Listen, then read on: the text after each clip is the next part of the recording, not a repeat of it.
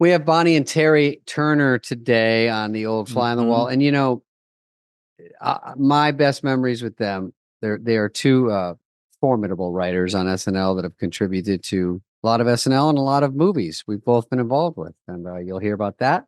I remember sitting around the rewrite table, the first, I think, husband and wife team there, and just mixed into all the huge, strong writers we had during that run. Yeah, we're so glad to have them because we've had a lot of our great writers from SNL in the show, and they were a big piece of the puzzle. They wrote on Church Chat for me. It was a character I did. That's right. They were great at that. Maybe you've heard of it. Wayne's World. They were great. They're just great writers. They're down to earth people. They don't put on airs. They're very sweet and extremely bright, and they've had a massive career in very films rich as well. They did Third Rock from the Sun, that 70s show. Yeah. And that's coming back, the 90s show, right? Is that coming back? Is that the one? Yes, that's coming back. It's second season on Netflix. They already had 10 released. So they're still doing it now. They're at the top of their game. And we have a very nice conversation. It's really warm, and it was nice. Old friends, a lot of fun. And here they are. Something's happening. I see him. Hey. I see him. I like the beard, Terry. Hey, thanks. Bonnie actually helped me get on. She's back in the other room getting on herself. We're the only household in America where the wife knows how to work all this stuff. Can't wait till Bonnie sees my goofy hair flipping up. That'll be the first 10 minutes. Hi, there's Bonnie. Hi. Hi, everybody. This is like some kind of like where it's the old writer's room. Fellini-esque film. I'll see you guys later, and then it's decades. Hello. Hi. Hello. This is what happened. So how's the last 40 years been for you guys? I don't know. Can I ask how long you two have been married? 40. It'll be 50 years next year. Not that I'm counting. No. Wow. It's 49 in November. 41 here. Hey. So you're like the SNL reunion. Totally. It's 50 next year. Yeah. We were married the same year. Oh, great. Easy to keep track. 83?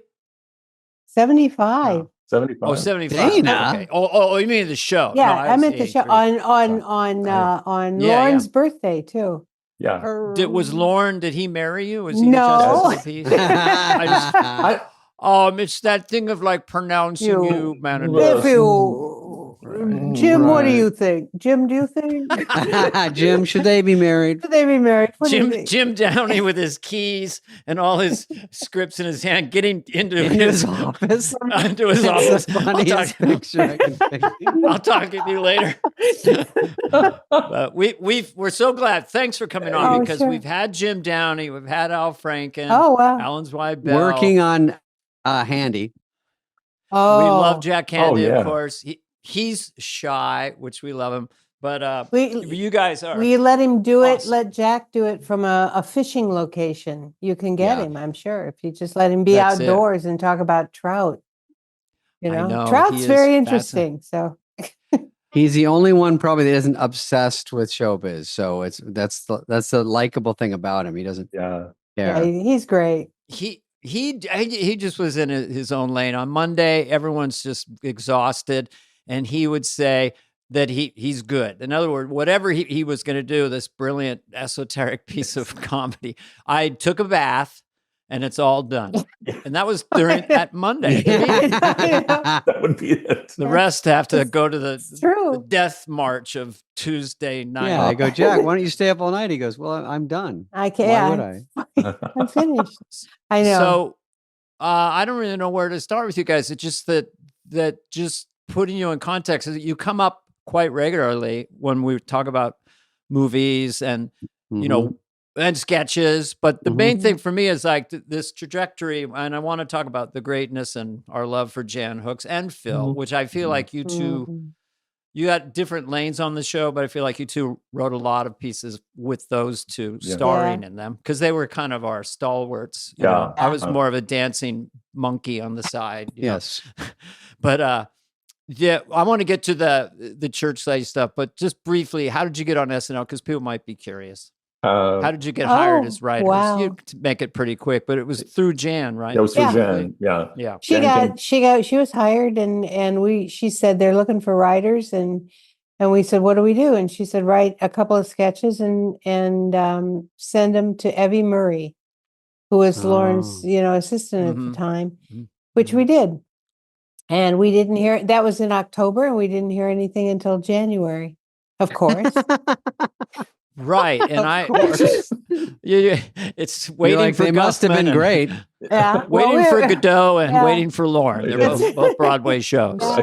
Did you write anything that was actually usable once you got on there, or was it just sort of in general? No, I think it was sort of to get the door open. That's all it was. Yeah, we wrote a thing. All I remember is a like Meet the Press thing that we wrote that had Gene Kirkpatrick, who was flirting with. This is how long ago it was.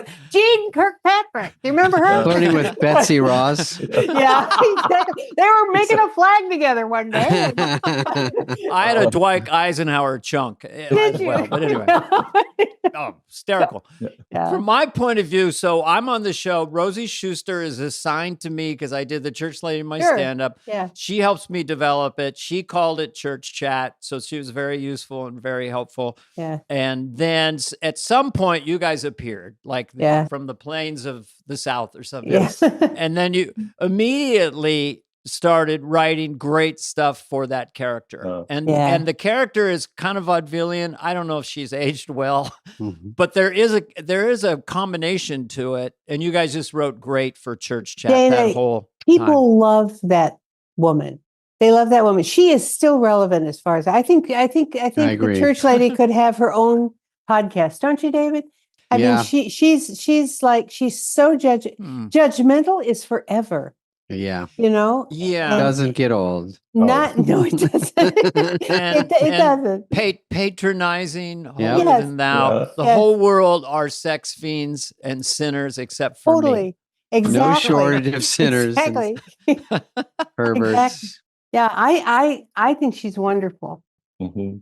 Well, I'd say if people ask me all-time sketches, I think the one with Phil and Jan, it was fairly early on. There was a lot of religious scandals that first year of Jimmy Swaggart and stuff, which also boosted it. Yeah. But knowing what I know now, Lauren would love a character with a talk show where other cast members get to come in and be hysterical.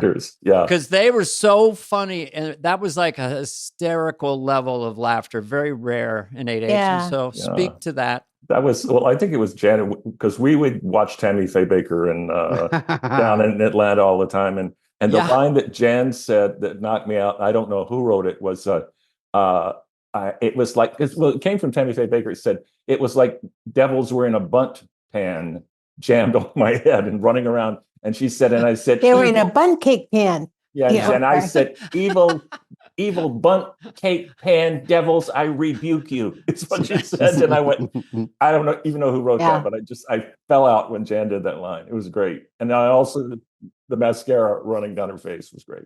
Yeah, the mascara. Yeah. And then the, accidental, because you can't plan it. It was never supposed to be Carol Burnett, but when they saw her putting this stuff on, it was great. It was crazy. Great. Yeah. I love that.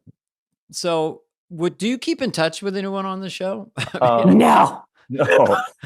You guys smart.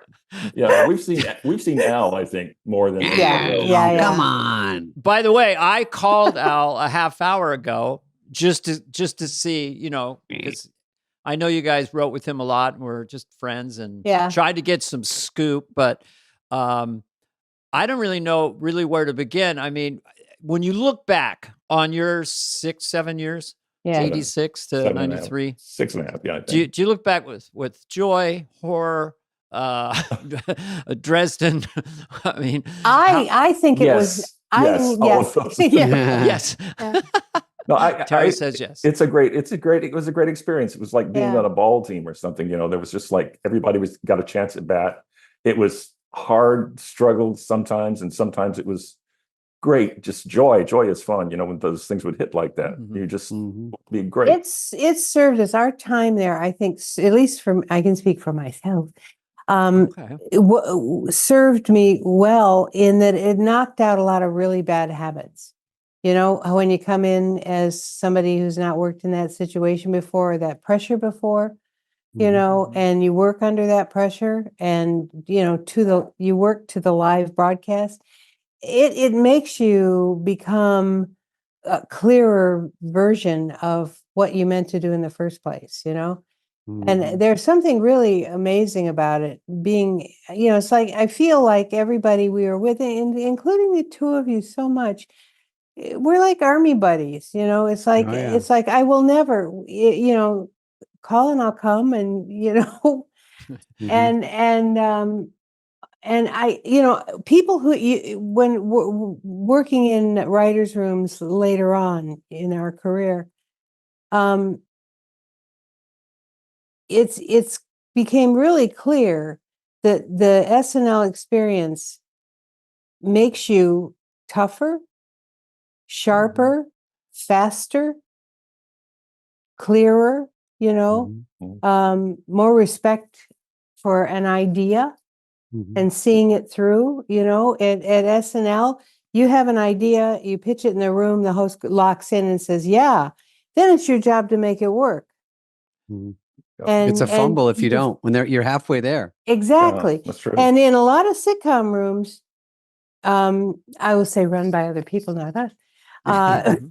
You know, we'll get to your other career. Okay, but they, you know, will have an idea, and if they can't make it work in a couple hours, they throw it out and move on.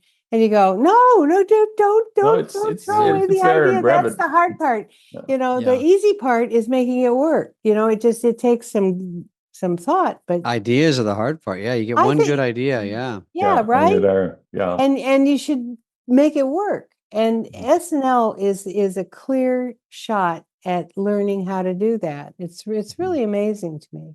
You know, when I was there, I learned a lot from, you know, these two, Dana, and everyone there. I was newer, and these two were obviously always nice to me. But I was so new, and I think I was learning from just at read through, because you read a tight sketch that works, and you go, oh, that's how it is. Study it. You go, oh, there's no fat in here. Everything means something. This gets to this. What am I doing? I don't need 18 pages. I don't need, you know, it just, but every sketch you learn, and then the next read through, you go, okay. And then you see how it's written. You just learn over time, I think, and watch what works on its feet. I agree with you. I agree with that. Totally. And, you know, the sudden potential humiliation just focuses you. Oh, so as writers sitting there and bombing it's the air show and it's going out, or at read through, or during the rehearsal, you don't want any fat. You want it to be like monkey bars. That's funny. That's good. That's funny. Good, yeah. Exactly, you can't be baggy at all. And this procrastination theater, which is sort of part of that whole week, but it's taking that okay, we got to do it now. It's got to go now. And by the way, Jim Downey was electric at 11:10. He was great. Yeah. You know what's funny, Dana? Like he could write 5 jokes when there's like, you'll have it in the car. It's just like right at that point. So. I would have a sketch that if it, God forbid, got to the rewrite table, and we'd be going through it, and for the listeners, the benefit is you get Bonnie and Terry and Smile. Everyone's funny adds to your sketch, so you get the credit. But I remember I think this one time we turned the page to the next one, and Jim kind of ran his pen from the top to the middle and goes, I don't know if you need this part. Yes. Like this whole chunk could go and you wouldn't even miss it. I'm like, really? And then when you read it, it was a dead spot, and you just takes fresh eyes or someone else look at it and go, no. And then those are tough to take as a writer. But again, like Bonnie said, it's just boot camp. You got to go, okay. I'm in with the best people, so I gotta trust. So I'm good. Do Bonnie and Terry, to this question, like, do you have people ask you and they, oh, you wrote for SNL? I thought you were that 70s show. Oh, we did. Are there sketches that stand out that you shepherded or co-wrote or wrote for the host or anyone that you remember? Or would people ask you, well, if you want to check that out on YouTube? Yeah. What were the ones that your image of it, and then it's on the air and it's like, oh, it's even better? I like the one where the raise your hands, raise your voice to set the chickens free. Oh my God. I remember the song. That. Yeah. The song. I remember that because of everybody that was in it doing impressions of stuff. And I remember the two of you were doing Dylan, and you Yeah. were doing Tom Petty. Yes. Mhm. Am I right? And that, and Yes. you didn't sing, but you did this expression, facial expression that was Tom Yes. Petty's. Yeah, And, yeah. and He you turned- had Yeah. a word, we could not understand the word that Bob Dylan was saying. That's And it. it was Yeah. and Farley Yeah. was part of Was he Meatloaf or was he Wilson Phillips? No, it was Wilson Phillips. Phillips. Wilson Yeah. Phillips. He was drag is Wilson Phillips. Guaranteed laugh. Yeah, Yeah. that was just great. I love that piece. And when the chickens came over Yeah. the hill, where they had the In slow motion. in slow motion, the chickens running over the hill, I thought that was absolutely great. I Yeah, love it was that. That's a awesome. And classic. everybody scored in it. It was so great. to Yeah, watch a cast everybody do piece that. where everyone's doing impressions is a score. And then was the host in it? Who was the host that week? I don't even The know. host And, well, was Michael Bolton. Michael Bolton. We talked Michael. It was Oh. Steven Seagal was the host, and Michael Bolton was the musical guest. And we were Oh. like, can't write for Steven Seagal. But we said, if we write this song, Michael Bolton has to set it up 100%. because he's the setup. He's the Yeah, he's yeah. He's the the real voice. one. He's Yeah. He's the real guy. He's genuine. Yeah. Oh, And so we great. went down to his dressing room and talked to him and said, would you, Mr. Michael Bolton, would you please do Yeah. this? This is what we're doing. And it's not, we're not making fun of Quincy Jones or anything like that. It's not a thing. That's not what it is, and he went, yeah, sure, I'll do that. Oh, I love it. And now he Yeah, does all sure. kinds of comedy. I mean, maybe Yeah. that was the first time he did something comedic, and then Who knew that he was a stand-up, you two have eyes for talent. I'll tell you that Oh. much. You've got a nose for the winner every time. You did do a lot of musical stuff as well. Didn't I do a cowboy thing once? Was it Woody I'm Harrelson? sure you did. And Yeah. we were on Fake Horses, and it was your guys' song. Mhm. That's It so was- much. That's a fun part of the show. Yeah, it's Yeah. doing the musical stuff is great in the show. It's a lot of fun. I like to when oh God, I can't think who said I feel like $1 million. I feel like a dynamite. John Christopher Lovitz? Walken. Christopher Walken Oh. singing when he would do musical stuff on the show. No, he loved it too. You know, it was great. And he could move, he could dance. And for Yeah. people who don't know, you usually have a music director. It was Cheryl, right? Yeah. Or Cheryl Hardwick. Yeah, So Yeah.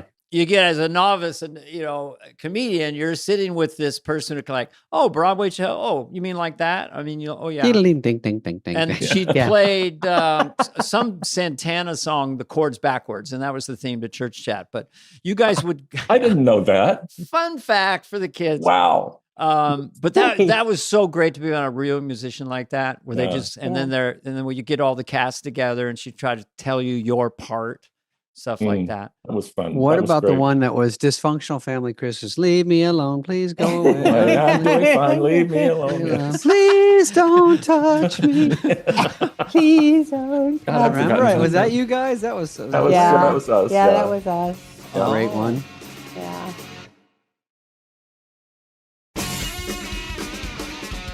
You two were kind of ubiquitous. You were like in a lot of quadrants. You weren't like in one little lane.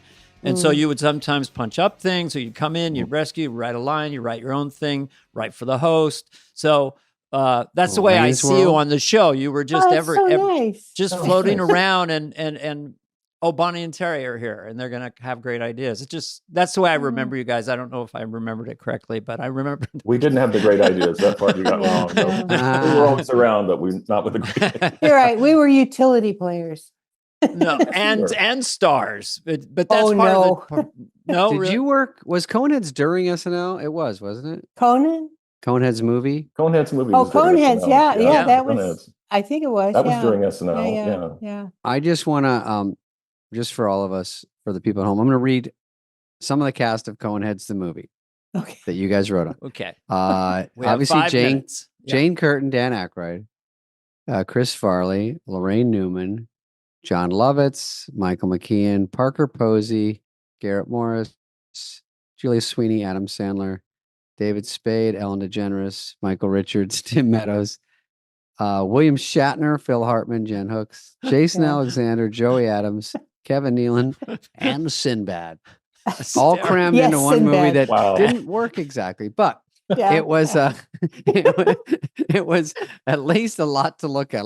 Drew Yeah. Carey, a lot of Yeah. That's right. He was in the back of the Yeah. cab. That's Yeah. it, Yeah, that's yeah, right, yeah. Yeah. I would, What a David, fun I one. was thinking about you the other night about the last line on Remulac, the super guy. Super Duck. I think that was a reshoot. I think That you was guys wrote me an extra. It totally pickup. was a reshoot. Yes. And it always made me laugh. Oh, I love Yeah, Coneheads. I had yeah. such a fun part in that. That was so Yeah. fun. Oh, Coneheads was a good movie. I just saw something on it lately because people find it again. You know, yeah. some streamer picks it up and then people give it a shot that didn't drag out to the theater, and then they go, "Oh, that was fun." I know I it's mean- kind of a cliche, but it seems like there's a hunger for these big kind of dumb '90s comedies. They're just fun. Dumb, Like, easy, if you see easy, Coneheads, easy. you're just laughing. It's so silly and fun, you know. But one Yeah. thing interesting about you two, I'm just observing it casually: sketch writers, film writers, Yeah. and then dominating the half-hour world and doing it now with that '90s show. Oh, yeah. Oh. Season 2. So Yeah, season 2. films are what's the hardest of those three, or what's the easiest of those three? Because you've done all three. I think films are the hardest for me. Yeah, films because are it's a hard. bigger picture, it's a longer shot, and it seems like I don't know, just they seemed harder, and I don't know why. Well, it's like 120 pages. I mean, that's a lot. Yeah. You know, to keep the balls in the air. Oh my Yeah. God. Yeah, you get 2 acts in, and then what Oh, happens? geez. How do we get yeah, to the what is end that? now? Yeah, Yeah, I know, we gotta I get don't there. know. Yeah. But It's the just one really that- hard. The one that you guys wrote on extensively was Wayne's World. Let's just talk about Wayne's World 1, Mhm. which was sort of just landed so beautifully. That was that was a and great it was- experience. Yeah. Did you guys, this is what I would say, like on the first one, it was 35 days maybe, or 25, 35 days. Yeah. It was And- short. And we're on the car doing, but if Abraham Lincoln, she'd be a Babel, whatever. You probably wrote that line. Or Babe's Bunny. and then the sequel, we had so much money, and they built a set where Garth and Wayne hang out, and it's like just fantastical. It seemed like it was almost a parody of the theme of the first movie. It should have been. It actually should have been a parody of the first film. that we do Oh, that would be just we funny. do just Yeah. sell out or whatever. This is Garth and Wayne have money. Yes. You know? They're now living in a giant warehouse. Yeah, Yeah. or wherever they were. They were in the doll factory. It was or a doll something like that. factory. Yeah. The old doll factory. Oh, that's right. And there's a giant statue of Lenin. Or something, Yeah. like There was a 100 restaurant in there somewhere that Yeah. Yeah. was But Russian Lenin And based. one, you guys, I think Dream Girl was yours, or you wrote a lot of stuff for Garth, and I Yeah. just want to thank Yeah. you. Oh, And well, we it's- were You're was always welcome. You're fun, welcome. fun to work You're welcome. together on things. Yeah. You know, It was very so, nice. yeah. Well, I always felt Yeah. like that the first movie was like Wayne and Garth get $10 million to make a movie. And what do they want? You know, Garth wants the dream girl, the dream woman, Yeah. and Wayne wants an exotic singer in a rock band, and they have this cool car, and there was something that was in the do you have any Grey Poupon? That scene where yeah. he said they think everything they do is so fucking hilarious. Garth can't hold it together when they drive up to the car and he got it back and forth, and they just explode with laughter over do you have any pardon me, do you have any Grey Poupon? I And know it's they the were funniest laughing thing way you've too ever hard. heard. We never smoked pot or drank in the movie, but No. they were laughing. And the Seems way like you're a little stoned. people asked you over the years, I go, well, the two losers in town and their friends are the happiest people in the town, like Absolutely. by 10x. Yeah. It's Yeah. ritualization of all those things, and of course, a tip of our hat to Mike You Myers, also had a the great- architect. Go ahead, Terry. Oh, there was a note that Paramount gave to underline the fact when Farley came up to the car, we should know that this is an important moment. And you know, about Mr. Big in the car, we should underline this moment. And then he said, Okay. And then but Mike put the line in, you know, for a security guard, he had an awful lot of Out of information, information. don't you think? Like it's just directly into the camera. And Paramount was completely happy with it. It wasn't what they Yeah. asked for would, but they said, "Oh, that'll do it. That'll underline it." Yeah. And I thought, this is insane. It was like, Oh, It it's was a- kind of nice. All the exposition. The funny version of that. Yeah. have yeah. just go to the camera and Yeah. go, this is what's happening, this is what we're thinking. Okay, Right. and next there was one, Yeah. I think, that wasn't Garth. He was on the grass going ow, ow, ow. He was like those kinds of Yeah. oh moments. yeah. It was my keys. my keys. I fell on my keys. Oh. So If you're going to I mean, so that movie, but going back to like our movies harder there, when we did the scene where he does Foxy Lady, and I don't know if you guys remember, we were trying to get what's I new do. Pussycat. What's Your Pussycat? Yeah. But Steve Martin was doing it in Father of the Bride. Just a fun fact. Yeah. But that was a day where you go triple overtime just to get it. Because I remember walking to the set and going, I think this is the most tired I've ever been in my life.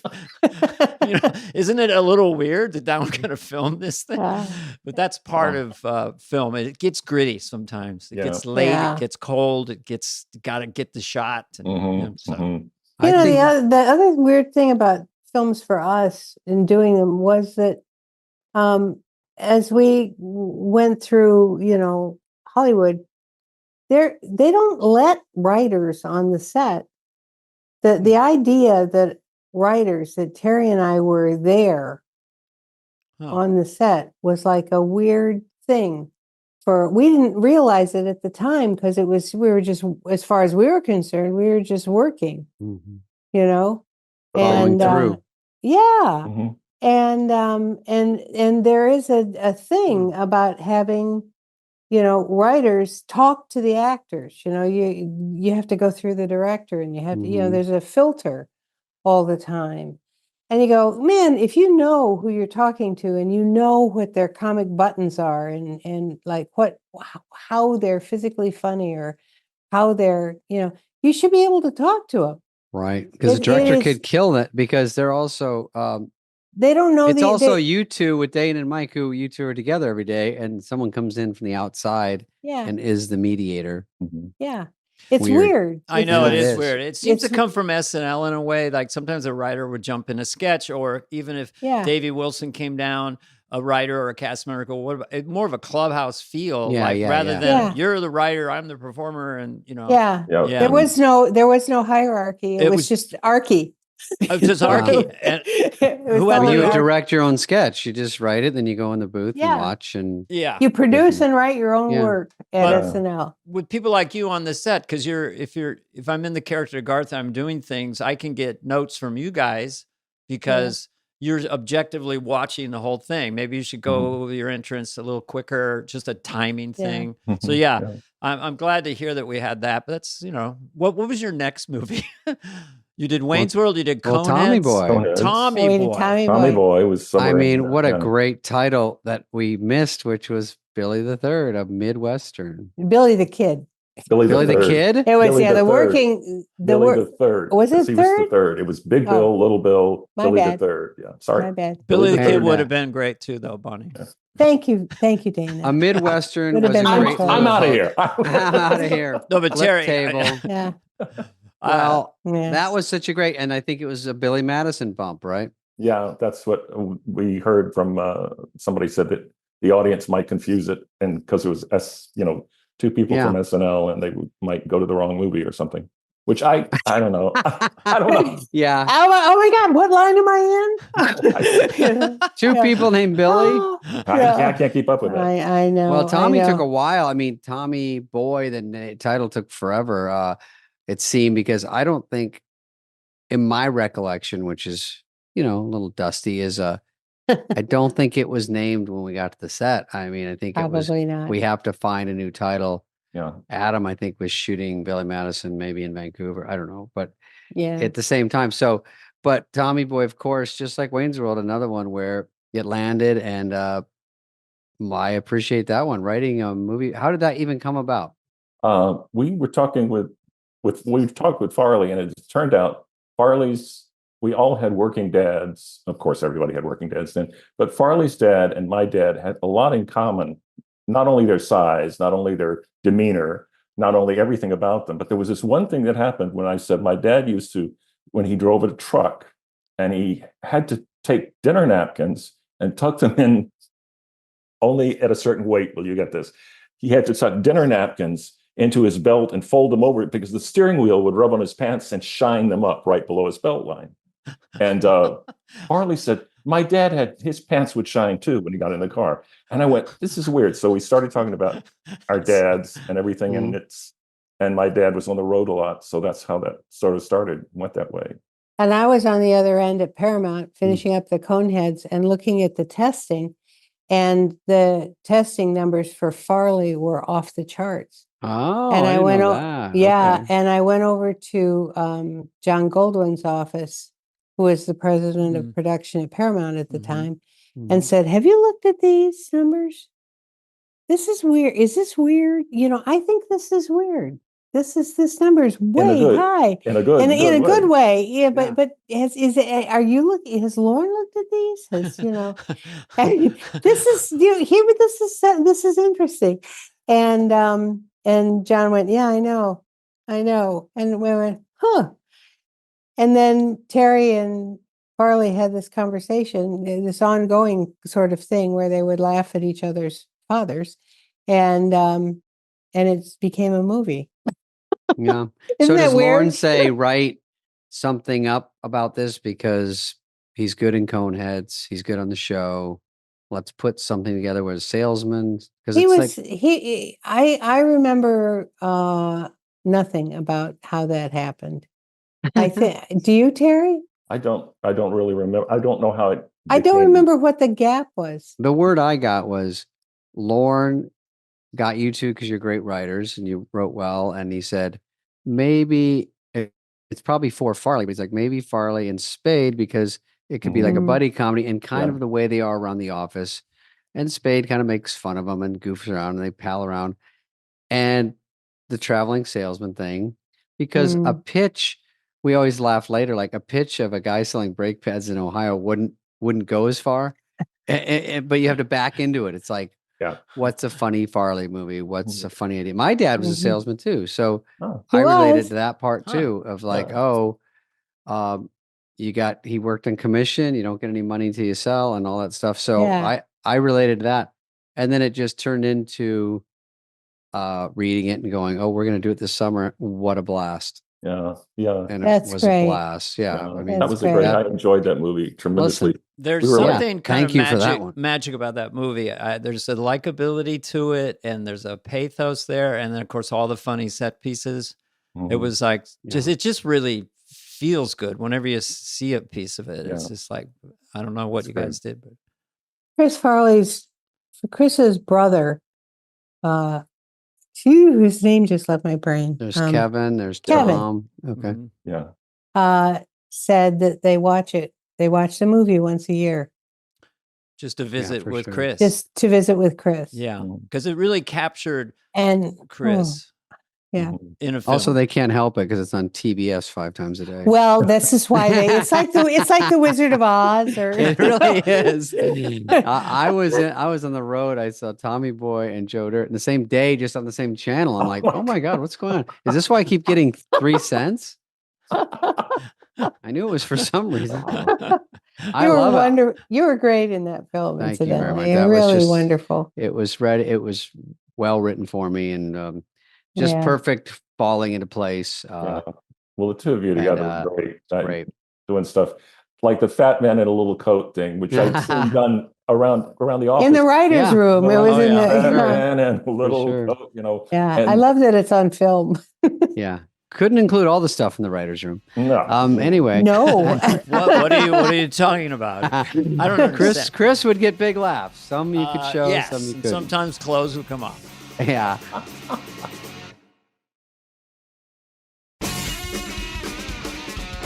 And then you went on. Well, now, what was the first one sitcom wise after that? Was it Third Rock or was it? It was Third Rock. Yeah. Yep.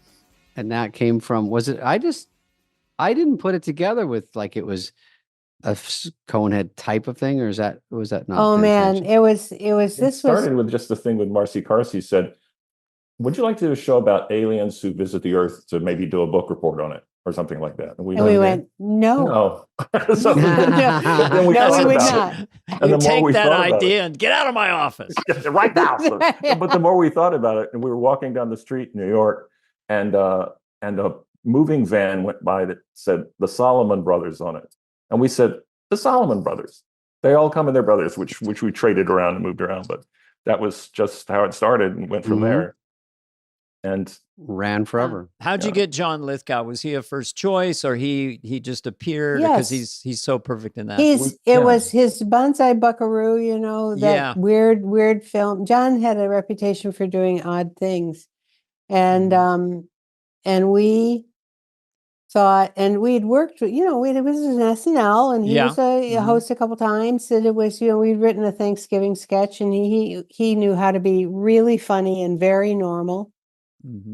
And actually, Bonnie is the one who thought of him, because we couldn't figure out who was going to play that role, because we said it was like a cross between Errol Flynn and Bugs Bunny. He wasn't afraid to pick up the sword and stab somebody with it, or put on the dress. He would do, you know, anything, whatever he needed to do. And we thought, we were thinking for a while, and Bonnie said one morning, she said, John Lithgow. I said, what? She said, it's John Lithgow. And I went, of course it's John Lithgow. Who else would play that role, you know?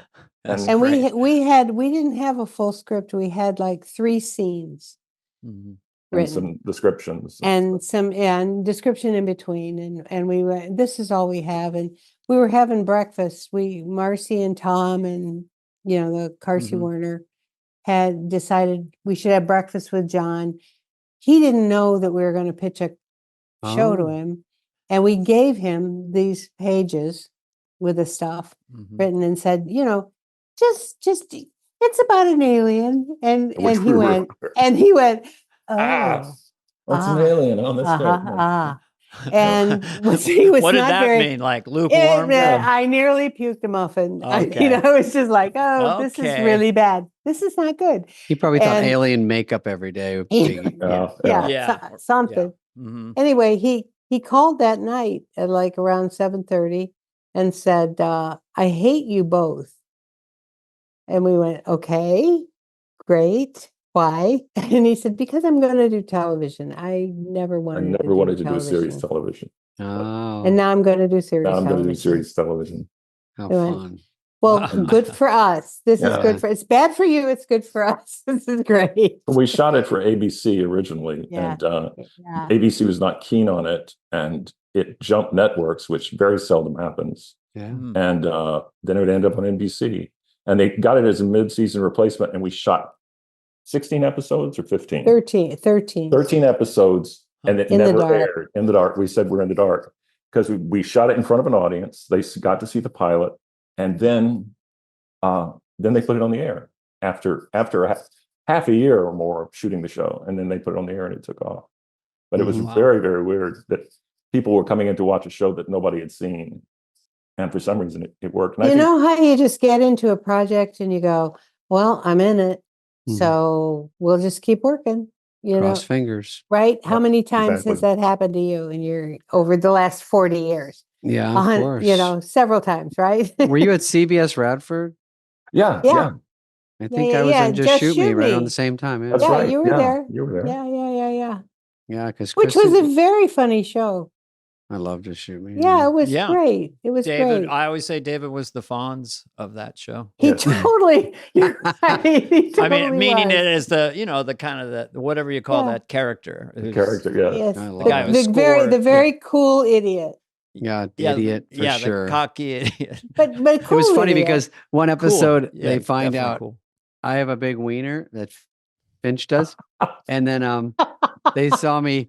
They were all jealous at work because they saw me in the sauna. Sure. And then George Siegel and Elliot see me hitting on a girl, and I'm so bad at it that they go, you know, the clouds are parting and the sun is coming, because George goes, classic, great product, bad sales department.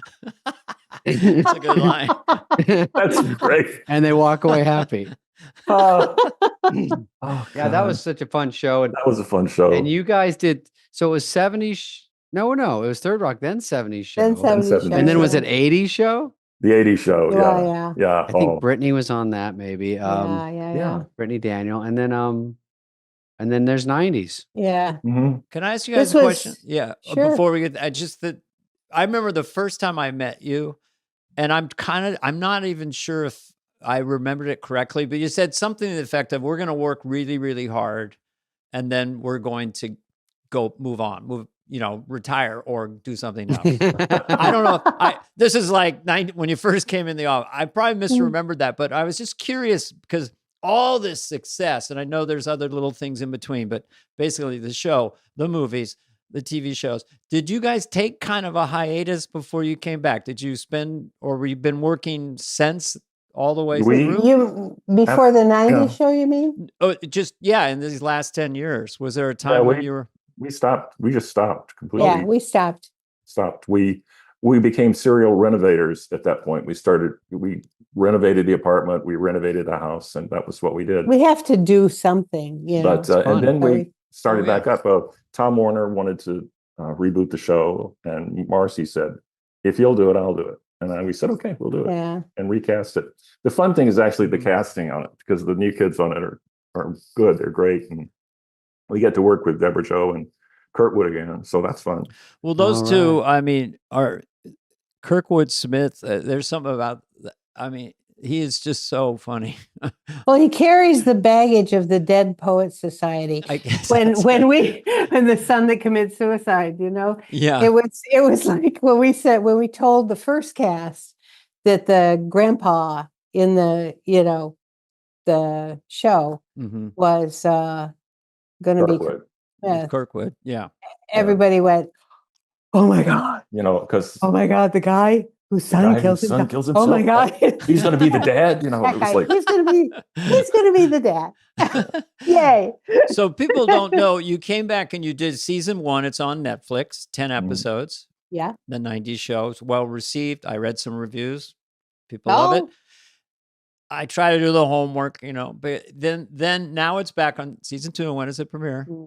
Oh, it was 27th of June. Okay. June. Is when they, And then then basically, if you like the 70s show, those parents are back. They're empty nesters. And then the grandchild to come back with all their friends. And so it's this conflict again. Yeah.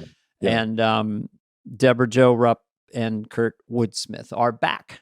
Yes. And they really, are. really funny. Here's a Oprah type question. What was it like coming back after that hiatus, working on your house, coming back into the maelstrom, into the We didn't want to do it, Dana. We were when okay. There's our trending. It's trending. It was. We just went. We in the very beginning, Terry and I just went, why would we want to do? Why don't we just keep nailing and make a kitchen? And Lindsay, our daughter, who I don't know if you guys remember her. Oh, of course, Lindsay. She was the mascot who was always smiling. I remember her always smiling. Yeah, and on Joe Dixo's stool. Yeah, at SNL, sitting there. And she said, do this. It'll be great. It'll be wonderful. And she went, you got Deborah Jo and Kurtwood. She started pitching what she thought the series should be. Great. Well, I guess it's the thing. So we went, the thing about, modern live streaming and all that. So you get to do 10, just 10, take a break, do 10. And then you probably can mix and match. I don't, it's just, seems easier than 22. Do I even remember that correctly? You're right. You're absolutely right. Something like that. 22, 23. 1 year was 25. By the way, a little insert here. For a period of time, 10 years ago, I was developing a half-hour show with Tom Warner. Oh. Yeah. And he constantly was just sort of sweet. Well, Bonnie, Terry, we'll talk to them. I'm going to reach out to them. If we could get Bonnie and Terry. I mean, he loves you guys. Oh. And I said, I know. I think that they tapped out. So did you guys? So you got a couple nickels in your pocket. You're not from wealthy backgrounds. I assume you weren't so. Yeah. And you're independently. You're okay. You can do what you want. And so you decide to, after working your asses off for decades, I think it was a well-deserved. And so you're renovating a cool house. Are you reading books? You're taking walks. How do you feel that after all that freneticism? I miss it. You miss what? The freneticism? I miss the crazy. I miss the work. I love I love the work. I love the thought Figuring out the process. I puzzle. love it. Mhm. I To do. still be I good do. at it, And yeah. I love, you know, one of the things that got us through the pandemic was the 90s show. We were sitting and thinking about it. We were in a house, you couldn't go anywhere, but we were thinking, our brains were in this Yeah. we were in Point Place, Wisconsin, you know, and that's a wonderful place to live.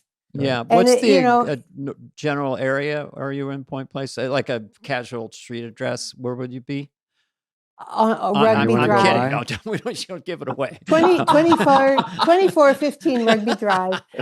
Rugby Drive. Sorry, that was a Point long Place, way to go for that Wisconsin. joke. Yeah. So exactly. No, it's okay. But Yeah.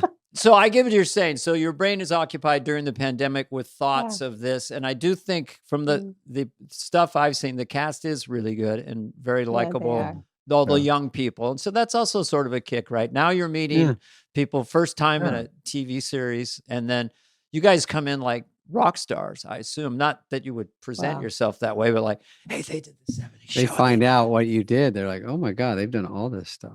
Well, I mean, it's kind of nice, isn't it? yeah. Well, yeah. it makes them relax a bit and go, oh my God, these guys know what they're doing. I mean, the Tommy Boy was one of the guys sat down. One of the tech guys. Wait a minute, I'll get his name in a minute. Brad. Okay, there. Okay. I'm not good with names either. The names escape me. I couldn't remember who Dave Grohl was yesterday. I was like, you know, the drummer from Nirvana. Dave Grohl. Yes, Dave. Of course. Of course. Early on set. Yeah, Jeopardy for couples like Bonnie and I. And the time you have to answer the question is actually 45 seconds. And you get to discuss. She was on that show, the soap opera. I don't know. Opera. No, not Dallas, honey. The other one. I don't know. I once sat with George and Barbara Bush, name drop, in Houston outside. And they were a little long in years, but the name would come up like, well, you know, the people. And then Barbara would close her eyes, look up like this for like a minute and not moving, and then come down with the name. But it was really an interesting kind of just look and stare. And then, that was Jill Masters, you know, whatever. Good one, Bar. Sorry, I don't normally do voices on this. Bonnie and Terry, good stuff.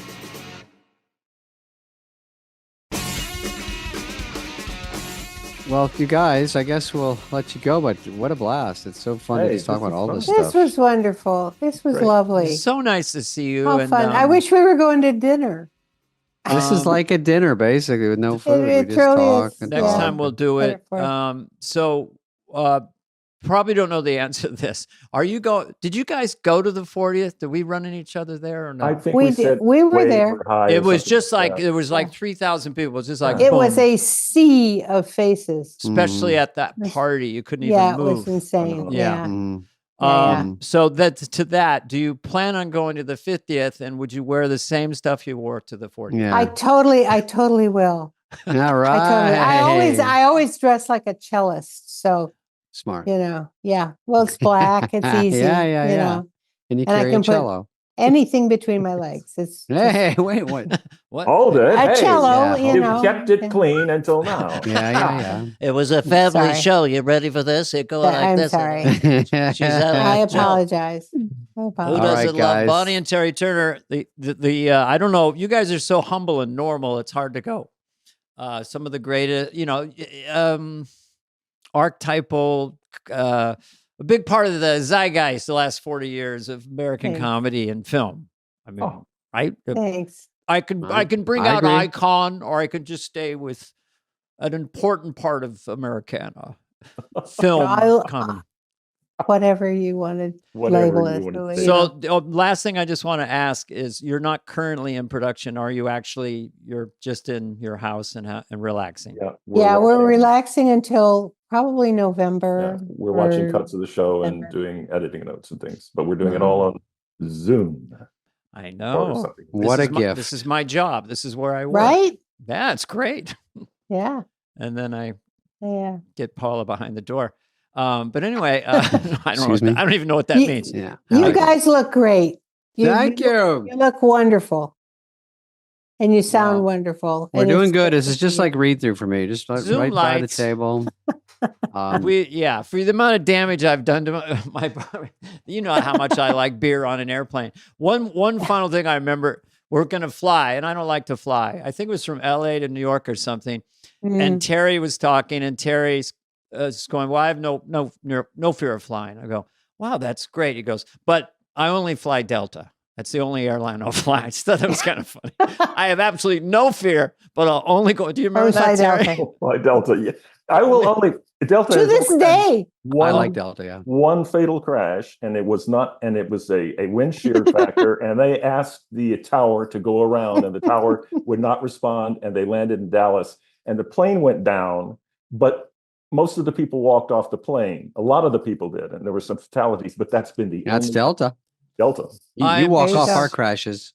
I'm just buying some Delta stock right now because I know a tip when I see it. Very good. 10,000. Thank you, Terry. Thank you, guys. Bonnie and Terry Turner were our guests, and you guys have a nice day. Lots of love. Love You both. both. Love you. Love all of you.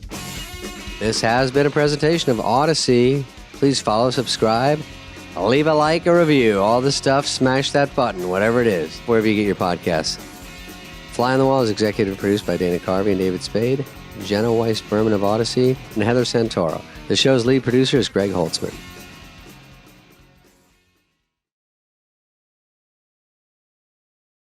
Bowen Yang. Bowen Look at Yang. Bowen Yang. It's got a cool name, and he's a great guest on our show. Fan favorite out there. People really like Bowen Yang. I think we go over it specifically. I think he's had 4 Emmy nominations, like every season he's been on that show. Good God. So he is a breakout star on that show. Officially, yeah. I think the first time I saw him, because, I watch more casually and I see it on Instagram, and the Titanic update bit, he's very creative. He's got a lot of update bits that are very clever and creative. And that's sort of popped out. And then now he's just known as a very reliable performer. And he also pops up in movies because he's good. So he's sort of covering the bases here. Yeah.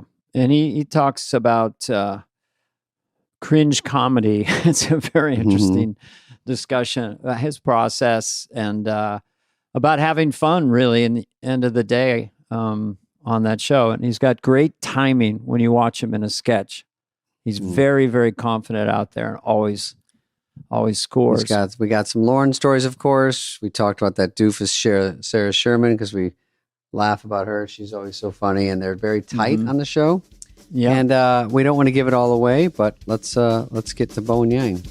Bowen Yang.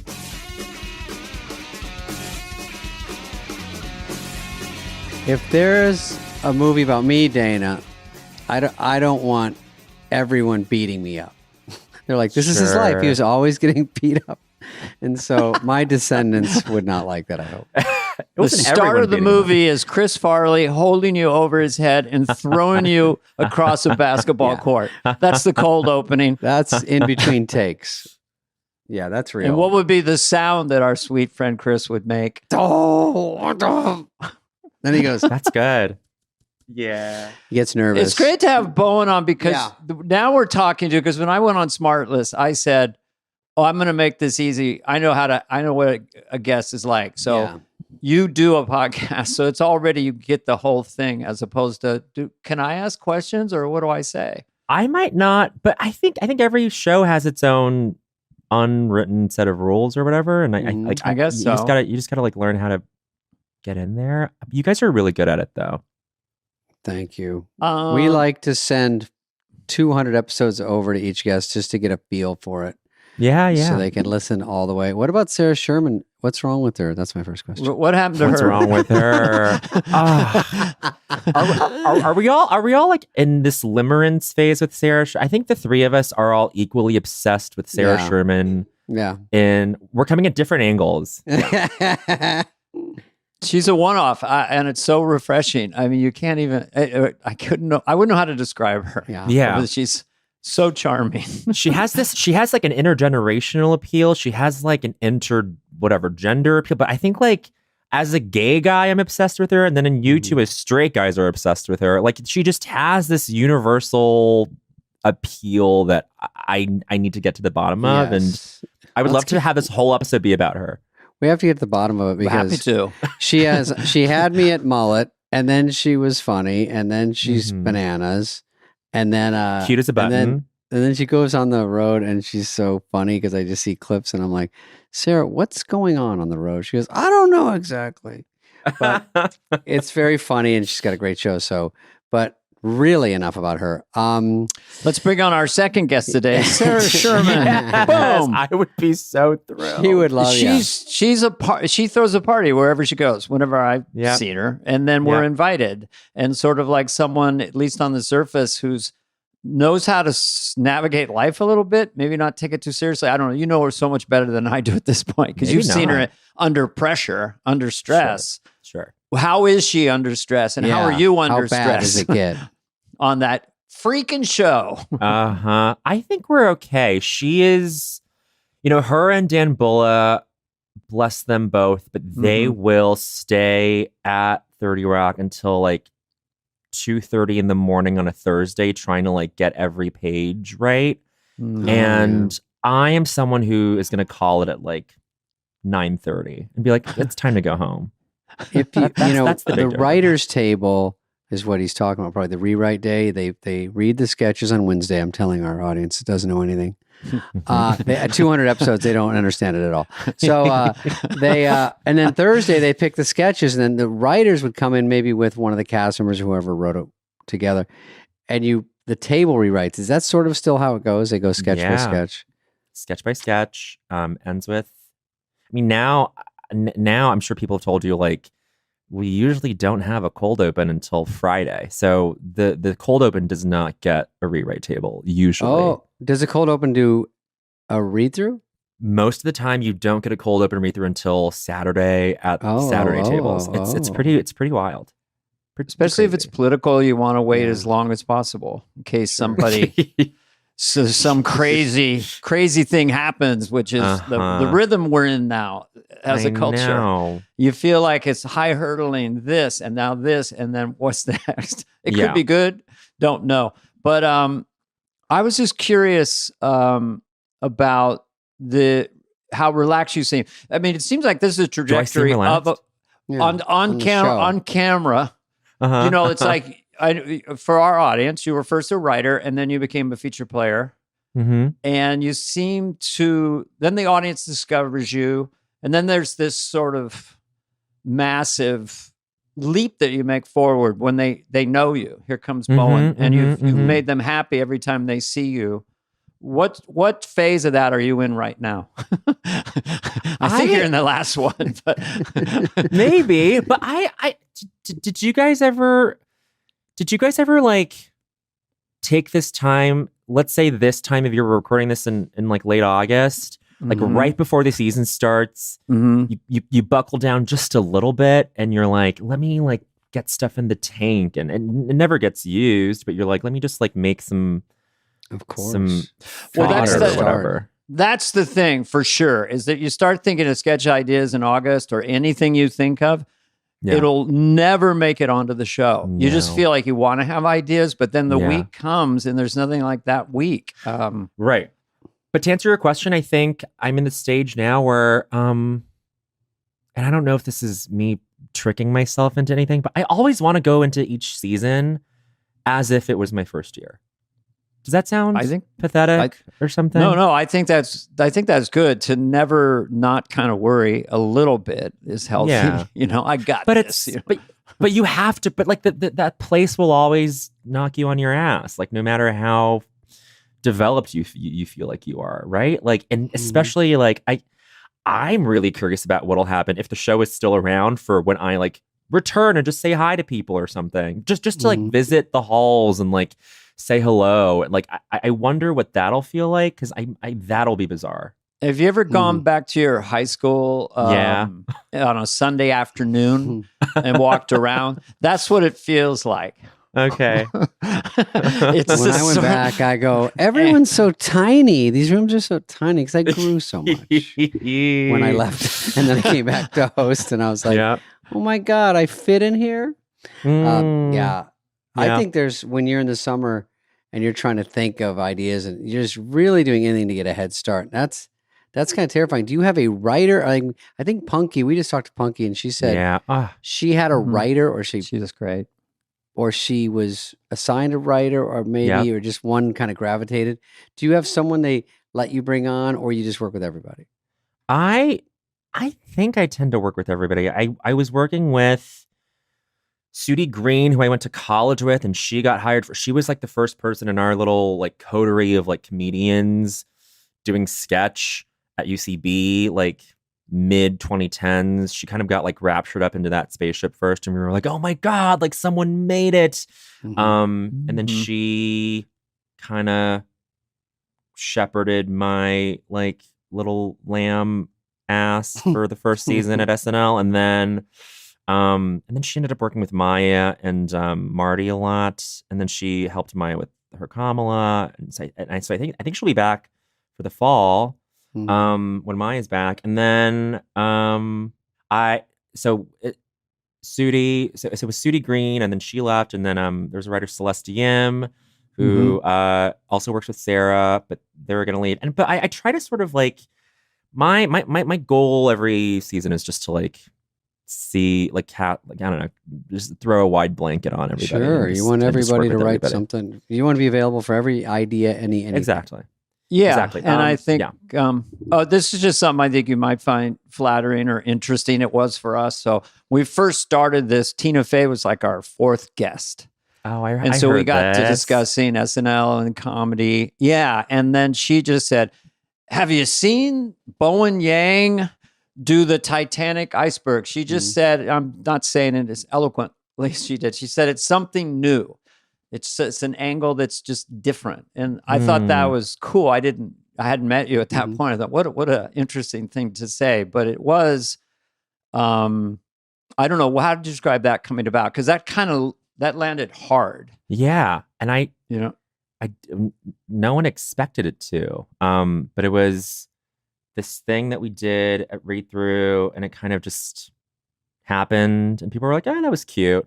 But it was this idea that Anna Dresden, who used to work there, was the head writer there for a season, had, where we were just on a hiatus, and she was like, maybe in April for the anniversary of the Titanic's thinking, you come on as the iceberg and you just want to promote your album. And I was like, oh, that's funny, but what would that look like? I don't know. Like, so weird. Yeah. What's the attitude? Blah, blah, blah. But then April rolled around. So a couple months had passed. And then I was like, hey, were you still thinking about that Titanic idea? I still don't quite know what it is, but I think I was like, it sounds really funny. So let's just put Clay on the table and get to the bottom of what it is. And then if it sticks with you, it's also a good idea, because you're like, I was just kind of thinking about it. Yeah. Maybe that's like one little secret, right? It's like if the idea is still sticky in a couple months, then it's probably worthwhile in some way. Like anything in life. You think of something later, you think of it again, and you're like, that was kind of funny. Even though you haven't cracked the code yet, you're like, there's definitely something there. There's something I think there. that you had to see it. Like once seeing is the thing hilarious. Was on your head and the whole thing, and then there's no wink or tiny nod to that. You just are the iceberg. Right. And how did you get there? Why aren't you freezing? Why are you on Saturday Night Live? I mean, I would say if you can get to 5 questions for a sketch, then you're in this magic area. Wow. And that has a lot of questions. Yeah. Wait. Have you guys talked about this 5 questions thing? I think so. Dana's been holding I love it. Yeah, Dana, what the heck? I love that. How did he get there? What is the iceberg? Why is it? Right. Yeah. What is he on? Why is he on Update? Why is it on another sketch? Does the cast know the iceberg's there? I don't know. It's something that hit me at one point. I don't know if it's that profound, but it is fun to think of sketches that really crush. Does it have 5 questions? Wait, I'm writing this down. I'm writing this down analog. I'm not even typing it, everybody. I'm picking up a pencil and I'm writing 5 questions. That's hip. No, and then so we did it a table read. It was fine. It was kind of in the mix throughout the week, and then I forget what it was. Like Pete might have, like there might have been questions about like whether or not Pete was going to come back that week because he was kind of like dipping in and out because that was his want, and so Pete. It was Pete, and I think there was just a question mark on what the lineup was going to be for the show, and then Friday night at midnight, we get the call from one of the producers. We get the text from one of the producers after the meeting with Lauren on Friday night. They were like, okay, I think Bowen's update is a go. Then at that point, Anna and I were like texting each other pictures of like kids in Halloween costumes from 1998, like dressed up as the Titanic and dressed up as the iceberg. We were like, maybe it's this, maybe it should be like a dinner jacket. No, maybe it should be like a white leather jacket instead. And then we like lean on dinner jacket and it should have these like jewels on them. And so it all came together over the course of, I don't know, less than 24 hours. When can you tell wardrobe? When's the latest you could tell? I think the worst I've done is day of, but not before like meal break. Meal break. So like 4 or 5 p.m. Oh but it's God. Like like the ask has to be reasonable. It can't be like, can we get like a whole like right. I want to come in on a horse. Do you have an iceberg costume right. on you that's actually super funny, not just a regular one? Exactly. But it was Friday night at midnight, and then God, we went in like typical update length, page length right now is like 7 pages to clock in like 3.5 minutes. We wrote 11 pages. And the entire it was so indulgent and like masturbatory. We were just like, this is never going to make it on TV. This is so crazy. Like, what? We were just laughing at each other in this office next to Script on 9, like right across from Lauren's office. And we were like, it felt delirious. It felt very fever dreamy. We were like, this is never going to go. Like if it works from minute 1, that's what you want. We were talking about this about one joke. They get it. You push out. They start laughing because you look funny. Yeah. Then they get the idea and then they're on board. But if they're not, that's a long 11 pages. I think also, I'm remembering it. He was defensive. The character didn't want to really talk about the Titanic, was kind of angry. Right. How do you think I felt and all that? And then wants to promote his electro pop band. So those things were kind of inspired, because it could have gone different angles there. Well, that was all pulled from when Paris Hilton went on Letterman right after she got arrested. And all Letterman wanted to ask her about was her getting arrested, and all she wanted to talk about was her perfume line. And so we were just like, great. That's a good analogy. Yeah. There you go. So, that's it. So that was it. But that was it. Like we just like Anna was like, what? Like what can we? What does this scan on? What does this map onto? And I was like, I think. Like my favorite Letterman interview ever is him talking to Paris Hilton. And so like, let's like just not drag and drop, but it was a nice one-to-one. So that's the whole story. Drag and drop.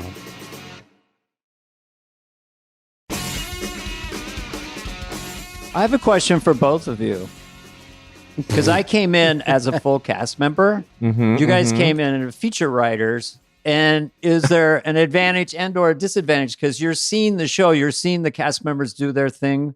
You're kind of being acclimated to the idea of it. And then I do want to know how it came about. Was it always pretty obvious that your goal was to be a cast member? And it was almost like a nod. You do 1 year, you write, you find your lane, and then you play like a fucking iceberg on Update.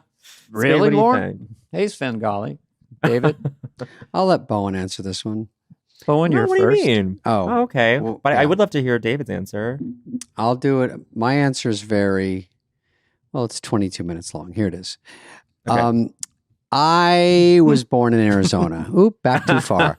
Oh boy, here we go again. I'm just going to take a little break.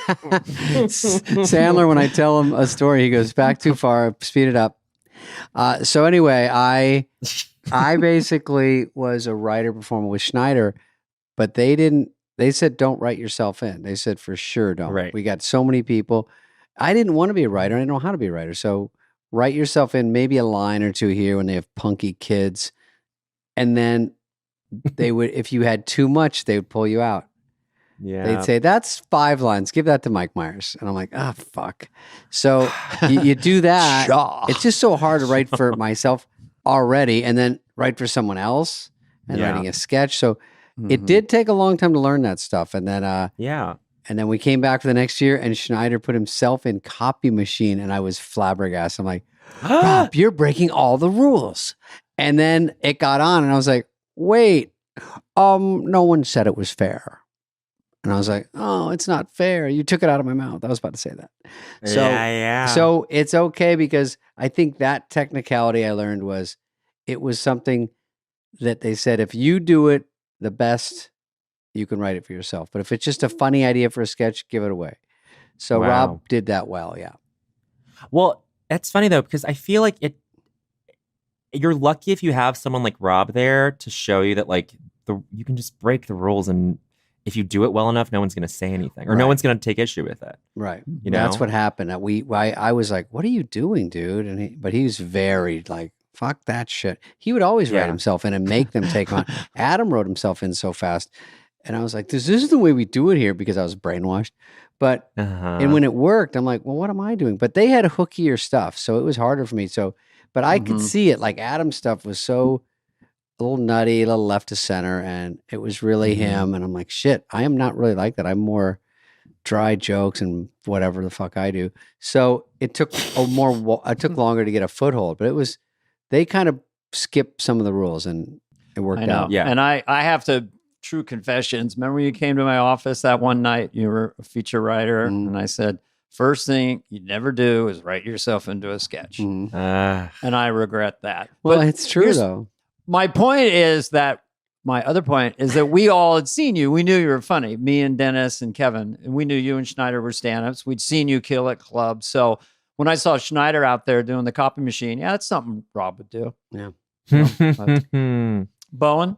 Yeah, I screen tested 4 times by the time Lorne was like, they saw you at UCB. Oh, really? Yeah. Is that where they saw you? In New York or where? In New York. It was New York. I sent in a tape on a lark. I was like, they're never going to hire like an effeminate Asian guy. Like why would they? There's no need for that. Like, let me think the way Lorne Michaels thinks. They have like, so not many. gonna.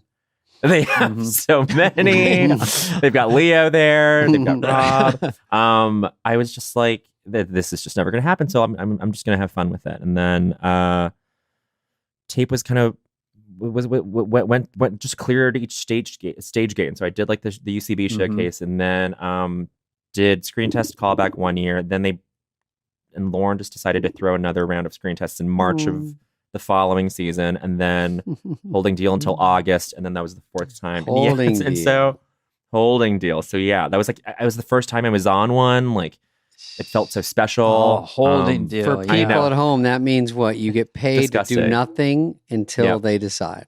A little bit of money, and you might be on television. Wet the beak. Yep. Wet the beak. It was peanuts, and like, but at the time it just. But it's from SNL. It's a big deal. Right. Yeah. So, it's $78 a month, but if you stretch it, it'll last. Sorry. And a movie pass. Yeah. It's from my personal checkbook. So. And did you have a breakthrough one live with everyone? Did you have to do that thing, or was you just gradually all of a sudden they called you and said you're a writer? No, it was after the tape. It was the live thing at UCB. So they just did like a live showcase with a bunch of people. And then from then on, it was just screen tests. And then I remember my first meeting with Lorne, I fucked it up because the first thing I said was, I also grew up in Canada and I can speak French. That was and he saw through that immediately and was like, who is this? Yeah, totally. How did you dig yourself out of that hole? I didn't. I stayed in the hole. I stayed in the hole and then thought I was done. But then the second meeting, he was in LA. It's always so crazy. It's never normal situation. It's never normal. No, he was at the Beverly Hills Hotel because he was doing the Emmys that year because Che and Colin were hosting, and so in room 31, it's a suite. I always get that. Yeah, that's his hotel. He's a creature of habit. Of course. Yeah, want to go for a walk. He loves his walk in Beverly Hills. We're revealing I took secrets. a walk. I'm like, Jesus, I thought we were lost. I go, Lauren, where's the Beverly Hills Hotel? We walked and walked. I'm like, I thought this is a cute little jaunt, but it was honestly, it's exactly 5 miles. I'm like, no, I have to prep a lunch. He was getting his 10,000 steps. I had a long hike with him with a bunch of people on Long Island. And eventually at one point, I believe he did say, trees are violent. Think about it, Dana. Root systems, and there's this aggression. It's a bioevolutionary thing. Look into it, please. Yeah. And I need another hit fucking character. No, anyway. I think Dana's got the most like timbre perfect Lauren impression. I think it's so good. I love Bill Hader's. I love different incarnations of them. Bill's is very laid back and sort of right here. So you get hired. I was curious just for a second at UCB when they would do showcase. Did you knew you had something? Were you killing it eventually on stage at UCB pre-SNL? We were doing. I'm assuming you were doing. Yeah, we were doing like monthly shows. Like we had like a monthly sketch show there. Like they called them Spanks, and then it turned into like a monthly show. And so it was like a half hour. Little sketch thing, and we were doing stuff at the Pit, and I was doing like I went to school in the city and met a lot of like cohort people there, and it was nice. And like I loved. Did you audition with anyone that made it all the way? Did I audition with anyone that made it all the way? The first year I auditioned was the same year as Heidi and Chris Redd and Luke Knoll. So they were people, and then Andrew Dismukes was also that year. And he got hired as a writer first as well. Then the next year, I came on to write for just one season. And then when Lauren called me to like give me cast, he was like, "This was the plan all along. And I had to let you I had to let you cook. And if I threw you out there without a paddle, it would have been irresponsible because there's going to be a lot of eyes on you." And I was like, okay. Great. I mean, it was a really stressful year because I like David was like, I don't identify as a writer. I don't know how to write for myself or other people, let alone. But I'm glad I had that time though, that gestation, because like I would have like I saw how the sausage got made, and like it kind of demystified it. So I literally only figured out how sausage was made, but not how to write a sketch. But also, I don't think you have like. I wrote a sketch about how sausage is made. Write it up, Dana. We had 3 episodes. But when you see these other guys go by you on a rocket ship, that's the hard part. On my own, I could just sit there and learn like school. Right. But every 2 weeks, someone else is getting hired, and then on the show, I'm like, wait. And then the insult was, I think after 2 years, he was like, "We're going to keep you on as another feature player." I'm like, I'm the only one left. I'm not full cast. So that was humiliation. But like, again, I walked out. When it all is said and done, it feels like I was on there and did what I should do. But it was never, when I was there, I never walked away going, nailed it. I was like fucking walking with a limp going, I don't know what happened. It's just hindsight. It only comes in. Yeah. I mean, do we think that that's like character building, or do we think that that's traumatic? Both. It's been trauma since. Yeah. I mean, I feel like it was really tough. Yeah. But I got a lot out of it. I think it depends. I mean, some people you don't hear from again, and that's just how it works. And that's probably what happens. And so you leave there. I remember one time we were doing movies, and I said, I think I want to leave. And they go, where are you going to go? They're like, you leave SNL, then what happens? I'm like, you'd already done Tommy Boy, which was a smash. I was like, I don't want to leave because I'm getting more stuff. And they go, but that stuff dries up if you leave. Because I didn't have time to do it all. And I was like, never quite got that. And then later you go, oh, if you work, you usually get more work. And but that didn't make any sense. And then it did later, but I was like, ugh. To your question, I would just say it puts armor on you. You'll never be in another thing like this live, unprepared. It's in the cards, all the nonsense, all your relatives watching. They're not using you so much this week, eh? So you get resilient. I mean, you are coming out in a huge movie. I don't want to jump ahead because I have some sketches I want to get to. Yeah. Wicked. And so that, and then SNL, I mean, it's a little bit of and then your podcast is it's huge. I mean, it's right in the top 20 out of 4 million. It's not as big as you guys. So there's a lot of success happening to you right now. And I had a phase like that with Wayne's World and so forth and so on. So what are you, I am a licensed therapist, but how are you feeling? You're in your 6th season as a cast member or going into your 6th season? Going into 6. Going into 6, yeah. And how you do I feel? Just for the audience, I think 3 or 4 Emmy nominations. Oh, like stacked in a row. Sure. It wasn't. It's not. It wasn't. I didn't do the Dana thing of consecutive, but yes. Is that what Dana did? Dana, I think Dana has like 5 consecutive years. 6. Jesus. Pretty cool. 6. Oh boy. And then 7 for the win. Yes. We'll get this online for people listening. It'll be no, but go to a side chat for that. I'm going around in my head because I'm watching your stuff, and it's like, as you know, Lorne loves people. Well, he loves comedians. Basically, he loves us. Mm-hmm. He loves funny people. He also loves funny people who can go and score and make the audience really happy consistently. And that's where you are. I mean, I've watched all your stuff. It's like you're landing constantly on that show. My hit rate is average. I like there's some duds. All right. Of course. I'm also an attorney. Yeah. The doctor sketch with Ryan Gosling. Oh God! Stop! Bowen Yang is straight with Sydney Sweeney. Oh yeah. George Santos on Updated the Cold Opening. You know, just things that are kind of killer viral stuff. Now I'm going to let you talk. It doesn't feel like you're asking me how it feels. Like someone asked. Well, it's sure totally surreal. But someone asked, and I'm not comparing myself to Cher or anything. But someone asked Cher recently, like, what does it feel like to be an icon? And she goes, it doesn't feel like anything. Like, don't you guys agree? Like when someone's like, what did it feel like, or what does it feel like to have been on SNL? And I'm like, I don't know. Doesn't feel like anything, right? Most of the time, people in life, unless you're on a chain gang or building things, most of us just hang out most of our lives. It's an easy. So you're even at SNL, you're hanging out. Then in between shows, you're hanging out. Right now, we're hanging out, which is a miracle. You're hanging out. And so, yeah, I remember the first time I got recognized, and my wife said, "You're famous." It really shocked her. And then it made her see all other famous people as just people. So yeah, we've been behind the curtain, so we kind of understand. Right. You know. Yeah. But that still feels like a mystifying thing to you. Like if you see someone else go through it, is that fair to say?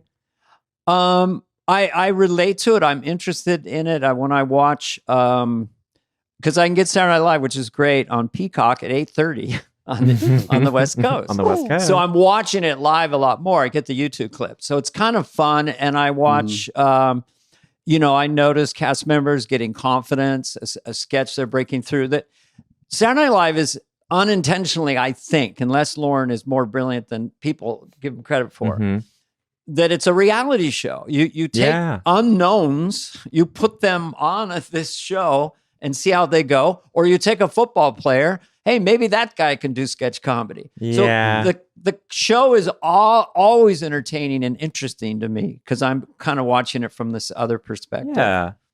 And I think like I get caught up in the meta narrative sometimes, especially now. I'm like, oh, like there's like I'll get roped into like a headline, into like some pickup every now and then. I'm like, oh God, this is so unfair. This is so stressful. This is not what I meant, or this is not what I was doing. Like, while like Chappelle was standing on stage with me, but it's like, but it ends up. I think Lorne understands that it ends up being this thing that like is what the show is, which is like the way that like people's emotions are on display for this, and the way that like the culture changes or the pendulum swings one way and then back the other. And, I think like it's all, I think Lorne has an awareness of it. I think Lorne knows that it's a reality show. Well, totally. Steve Higgins said that he wrote the Constitution basically, and it's a liquid, it changes with the passage. Yeah. I come from the analog era. I mean, basically landlines and fax machines. And I think Lorne likes pickup. Yeah. Lorne likes pickup. Lorne would like pickup. If you make some noise, you're coming back. I think that's what he wants. He just doesn't want anybody flatlining. Sure. And if they are, I remember, by the way, just to go back, I just saw the Sydney Sweeney one. I like when Heidi at the beginning casually goes, he just plays gay as a shortcut to jokes. Shortcut to laughs. I was like, shortcut to laughs. The shortcut to laughs. And then there was a couple other burns. It was pretty funny, but that was a good one. She was great in that. She was great. She seems like what a score. I think Kim Kardashian did a nice job, sort of surprisingly. Yeah. I don't think Sydney is a surprise that she was good, but it's just good when everything kind of falls in the right way on a show, because it can go the other way so easily. Totally. Mm-hmm. I think she's an example of a host who came in and understood how she was being consumed and perceived already. Like she came in, she was like, please everyone make jokes about my boobs. Like she was practically begging everybody to write say no more. Like and then she like went down to her dressing room on Thursday right before the tape. I was like, just so you know, like we're getting an intimacy coordinator, and if you're at any point uncomfortable, you can tap out. Like if we make out and you hate it, no problem, we can cut it. And she goes, Bowen, I'm on Euphoria. But then she also said,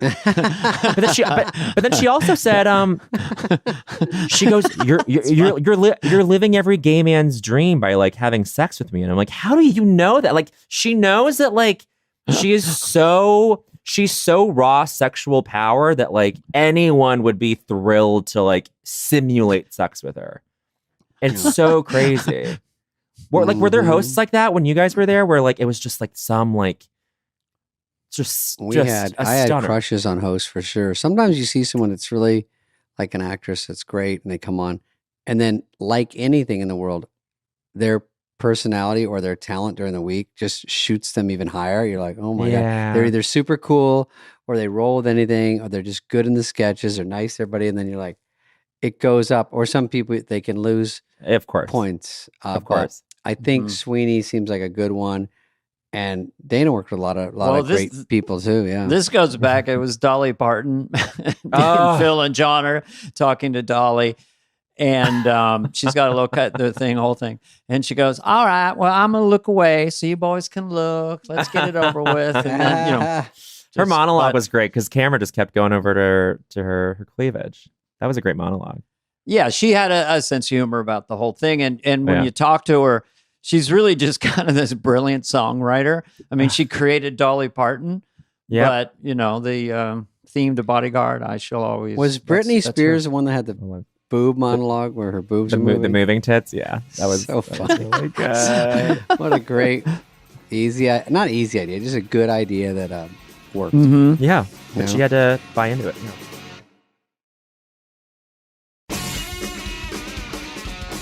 Oh yeah, you were about to tell us the host that was mean to everyone. Yeah, I'll tell you. I'll tell you guys off, Mike. You're trying to trend. We were going to be on, Mike. No, but this was we got in trouble for saying Steven Seagal wasn't. I mean, everyone gets in trouble for saying something, but that's what everyone asks, and then you can only dodge it for so long, or you just try to explain why they weren't great. I heard Paris Hilton was not great, but that was after I left, and then you go why. Or Bieber. I've heard so many people, but some it just doesn't work out, and some are fighting it, and there's a reason. But it's scary. It's a scary place. It could be some people deal with stress by lashing out. Yeah, I've seen that, and being kind of overly angry, and it's all just anxiety and fear. It was just. I think the layer on my little quote, my little poll, which by the way, like it was like on Andy Cohen's show, and they play this game, and so like I saw it's a game called Get Pickup.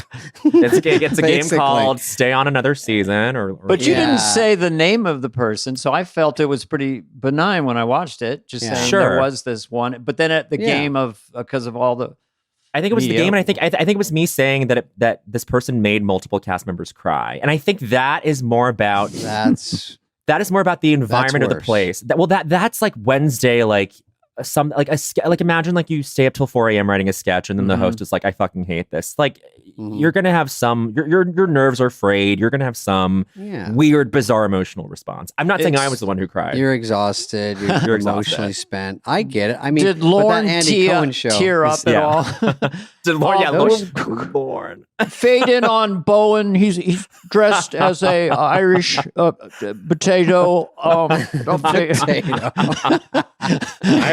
Update could use a potato. An Irish potato. I don't know. I don't know where I was going. But some of those shows, like Andy Cohen's, I'm saying, is that the questions are like, whatever you answer is going out there because like, who did you hate the most? And who did you like the most? It's like, who do you like? Who's the funniest? And then it's like, click here to hear who is the funniest. Totally. Set it up for horrible.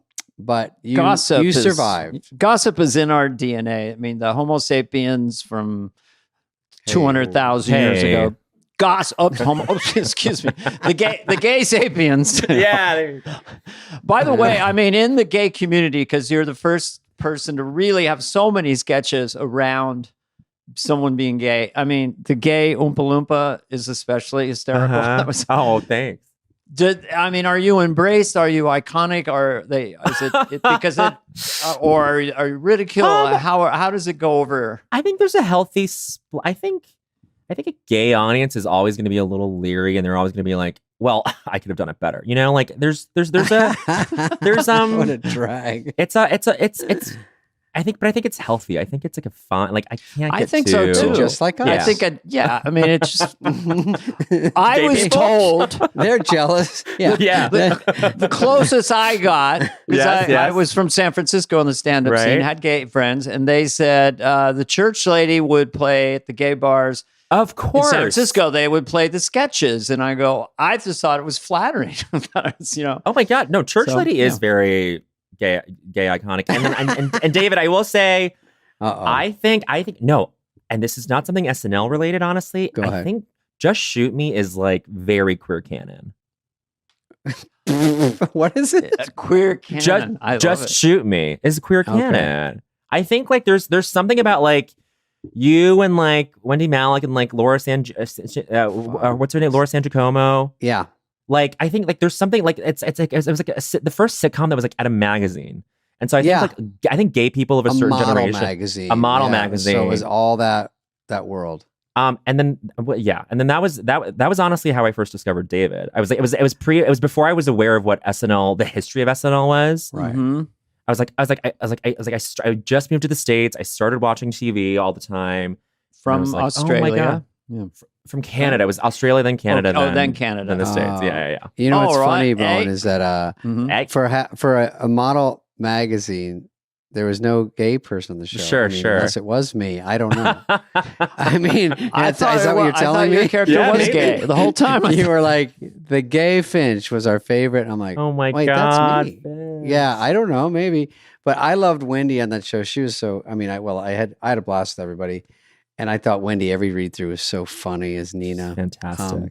Such a blast. That was a lucky break of leaving SNL and doing something else. Because I was just say that next move is terrifying. I was going to say, I feel like you landed really on a nice sort of padding. Yeah, it was just luck, you know, the way this business is, you think you're good, bad, but if you are in the right place and you get on the right show and there's writers and a network loves it and all those people were good around me, it just really, really helps. And then you just try to tread water for the rest of your fucking life. I will say it's easier, Bone. It is. Well, this is how I feel. Like you guys are asking me like how I feel going into my 6th season. Like I completely abide by this thing that it is just luck. Like if I was, and I think even Tina mentioned this like on her episode where she was like, this would never have flown.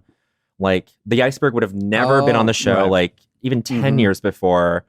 Like I got very, very lucky. I feel like the Mars rover landing on that square inch of Martian soil that they have to land it at that exact spot on land. Like that's me. Like I could not have been any kind of even like, I just couldn't have made it to the show period had it not been for like a very specific set of alignments, you know? A lot of fluky things. I mean, I auditioned twice as a stand-up, and it wasn't for Lauren, but for pass. Yep. And then going back to your Cher analogy, the night that I was in a club and Rosie O'Donnell was playing there, I'd not met her, and I said, I think I have Lorne Michaels is going to come see me at this little club on the west side of L.A. And so she agreed, and we flipped a coin, and we both got to see it. And what happened was, I'm nervous as hell. Lorne comes on, the head of the network, and then Cher. So when you said Cher, I go, oh, Cher.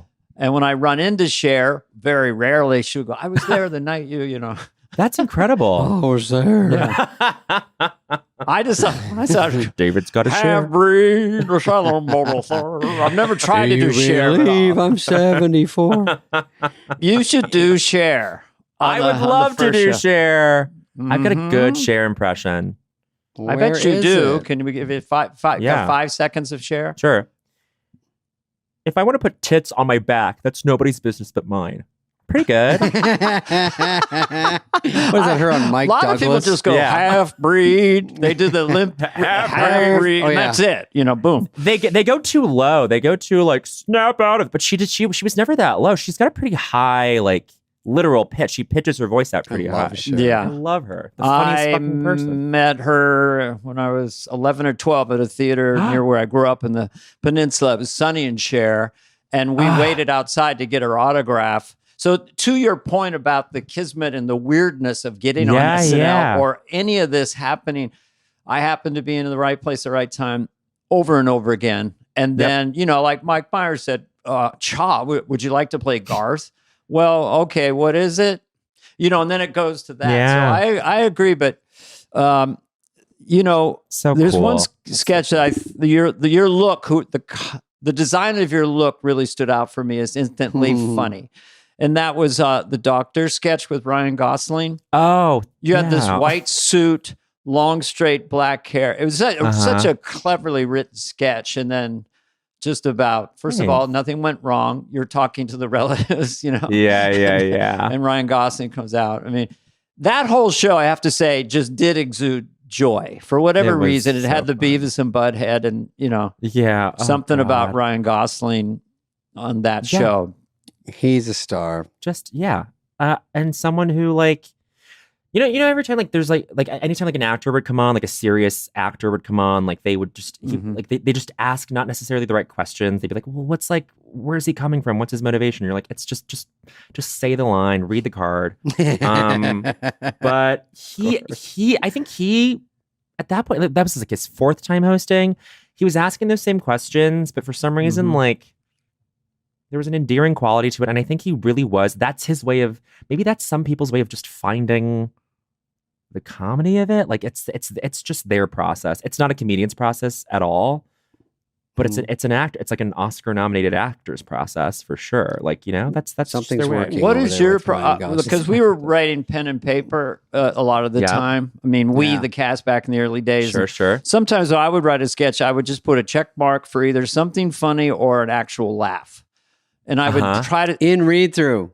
Well, and if in read through or even ahead of time and afterwards, okay, there's a gap here. What can I put? Maybe a funny physical move or what's your methodology? You do, and I sat with a lot of writers as well, or I write alone. But I was a stand-up. I love working with writers and bouncing. Love that process. So me too. You probably are you riffing with some of these writers in the room? Yeah, ends up being the best method. There's always someone on keys, just typing everything everyone's saying, and then we just. Oh, really? And then what I've started to do, or what I learned from Sudi, was you would just type out everything everyone would say in a big old document, and then you'd print out. There's something important about printing it out and holding it in your hands, reading it, and then circling, and then you would have your selects. You'd circle Tactile. The jokes that would. It's a very tactile process. It works, and then it's just a matter of rearranging them and then filling in with connective tissue, cutting out the fat. Yep, and then you get it tighter, and then you cut out more fat. Yep, and then it's this. I need this line. I need this. We need this. Right. Yeah. I would do the check mark thing that Dana said at read through. You do a sketch, it's read through, and you're hitting what worked. Yeah. And then you look after, if it didn't get picked, you go, well, I only had 3 check marks on 8 pages. That's it. I think Higgins even like told us one time, like what you do is you set up the thread, you yank at it, loosen, yank again, harder, bring in another thread, cut both threads, pull one again. Like it was just like such a, like that is, I don't know, like that's such a complicated way of like doing it. But I mean, it's a nice framework, some I of the guess. more That's how I do stand-up. colorful vernacular would be like, just, well, we beat the shit out of it. We took the idea and we just beat the fuck out of it. Just like, how about this? How about this? How about that? But what's the easiest one that you've had that was a big score that just sort of came together really fast? Some of them just sort of fall together, and others are just are really fixer George Santos.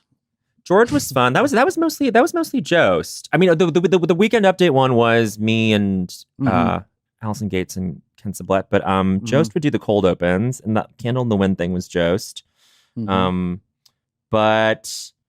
there's one called Sarah Lee with Harry Styles where yes, I saw that. That was me and Julio, and that was just the two of us. Just kind of a one and done straight line pass, and that was it.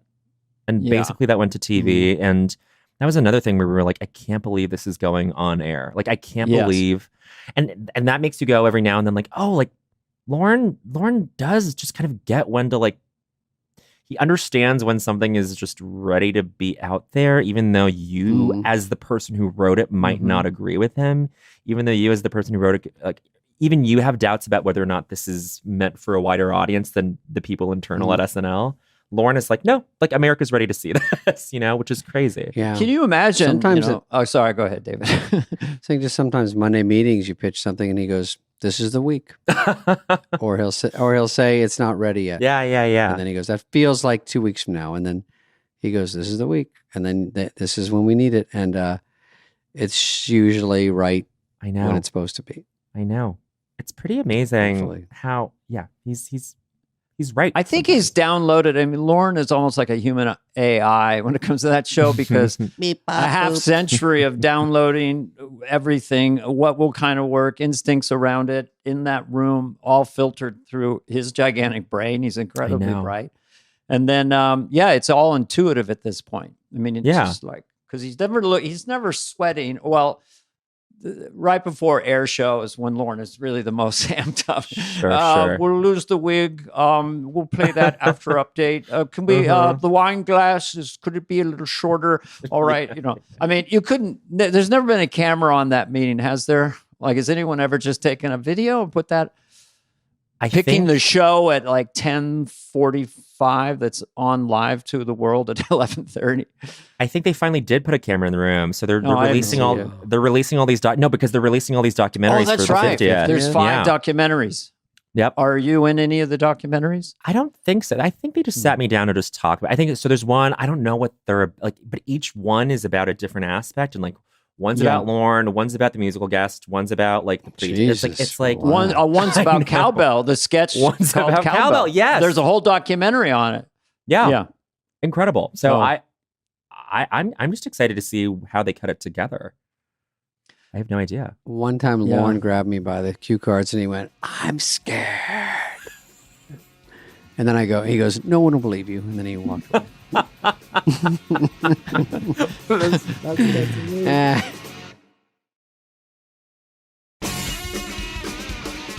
By the way, Bowen, while I'm waiting for this idiot, when I do stand up, I try a joke out, or I put it on a voice note just off the top of my head. Yep.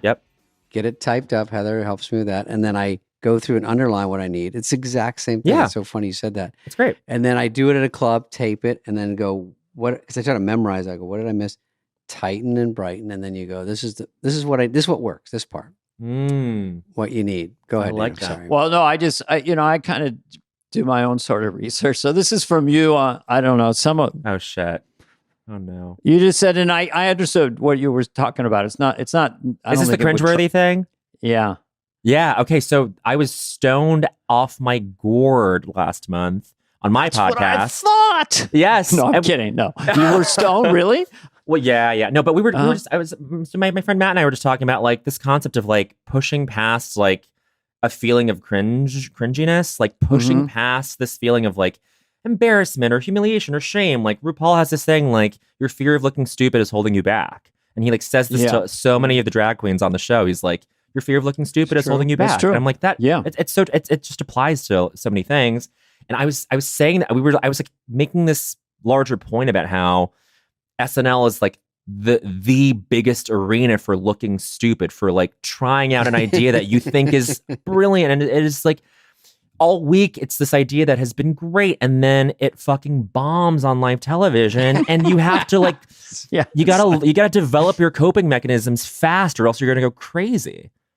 Yes. So that's the context. And it for bombs. It makes you, and you, in the middle of it, you're thinking, how is this not working? What are we doing wrong? Yeah. Like this, everyone loved this, but like you never know. And it's weird. And it's no when sale it kills with the it, crowd, read through, and vice versa. And it's the opposite live on air. And, you know, I think Phil and I, and Victoria used to say, we're just clowns, and really think of ourselves as clowns, you know, because they can get highfalutin. These sophisticated comedians who are commenting on society, you know. No. So, you know, put a dress on me, put a wig, put me in a big diaper. I was in a big diaper once with Matthew Broderick and the Sketch Bomb. We were bare-chested in giant diapers with bonnets on, and it played the dead silence. And then the commercial break. This is my first season. We walk by the bleachers. We kind of trying to wave to the audience as they look away. You know, they're like, "Fuck you." Yeah, They're like, "We hate you." It's like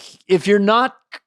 You know, I mean, do you have sketches in your head that you feel like are too far or not ready, or that are sort of fantasy? If I could get that to work, you know, do you play guitar, kid? Yeah. Oh my, but no, funnily enough, I've always wanted to write like a yacht rock sketch or something, like musical. Here we go. Musical thing. But like, I don't know, like it's just not, that's not even like, I can see it. It's just, I feel like I've got a million steps to that. But what you're saying is so real. It's this thing of like, this is what I mean by SNL being the most cringeworthy place in show business. It's like, you need to learn how to push past that embarrassment, or else you'll die. Yeah.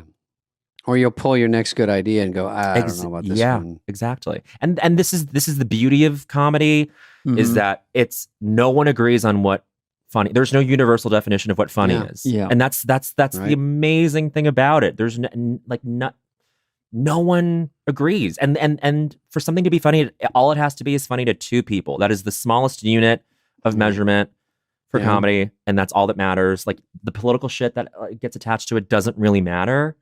Like it's just about that. And I agree with this whole clown thing. Like we're just clowns. I never want to comment on society. I just want to Number one, you want to what they say, kill. You want people to be helpless, and you also want, and I'm sure you've had this, people see you at an airport or whatever. Yeah. Man, me and my friends just went crazy for the iceberg sketch or whatever you would get, and that's also that's really fun. I mean, they're very satisfying when people they've seen it multiple times and they're quoting lines.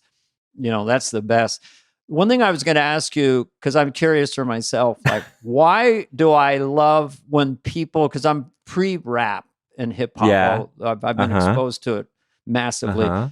When there is a sketch where people are rapping together, it always entertains the hell out of me. Timothy Chalamet and I guess Marcello, was it the babyface? Yeah. And then Keenan came in and syncopated movement, and it's just always is entertaining to me. I don't see it as anything other than just I'm immediately entertained, especially when you don't expect it. All of a sudden, people are. Well, I'm just saying I'm kind of curious how there'd be people, real purists a long time ago. Oh, it's hack, rapping, rhyming, but I'm entertained every time. So that's all. I think it's just like a structure. I don't want to get too.